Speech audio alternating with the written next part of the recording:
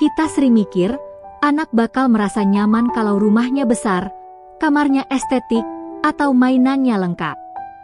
Padahal menurut banyak pakar, yang bikin anak betah justru bukan hal yang besar tapi hal yang kecil, konsisten, dan tulus. Dr. Daniel J. Siegel dan Tina Payne Bryson dalam buku The Power of Showing Up menekankan, anak yang merasa dilihat, dipahami, dan diterima, akan tumbuh dengan rasa aman yang kuat dan itu jadi pondasi kesehatan mental mereka sampai dewasa. Jadi, bukan soal jadi orang tua sempurna, tapi soal hadir dengan cara yang sederhana tapi terasa. Berikut 5 hal kecil yang bisa kamu lakukan setiap hari, tapi dampaknya besar banget buat kenyamanan batin anak.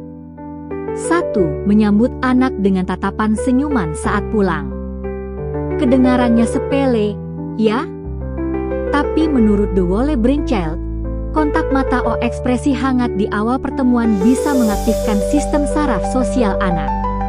Mereka merasa, aku penting. Kehadiranku dihargai.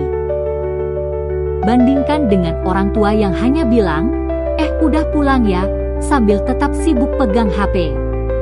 Bedanya bukan di kata-kata, tapi di rasa yang ditangkap hati anak.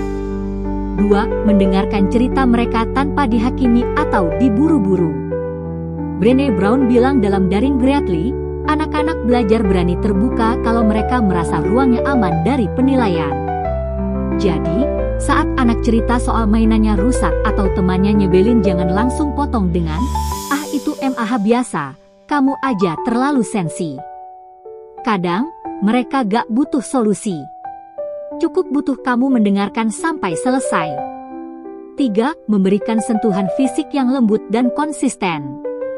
Menurut penelitian dari Harvard Center on the Developing Child, sentuhan yang hangat, seperti pelukan atau usapan lembut, memperkuat koneksi otak dan memperlambat detak jantung anak yang cemas. Gak harus nunggu mereka sakit atau nangis. Peluk aja tiap pagi. Usap rambutnya tiap malam. Itu kode diam yang bilang, kamu aman di sini. 4. Menyediakan waktu eksklusif meski cuma 10 menit sehari. Anak itu gak nuntut waktu panjang. Yang mereka butuh, waktu yang utuh.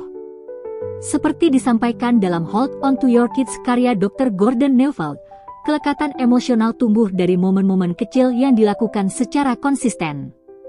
Main bareng sebentar. Baca buku bareng. Gambar bareng.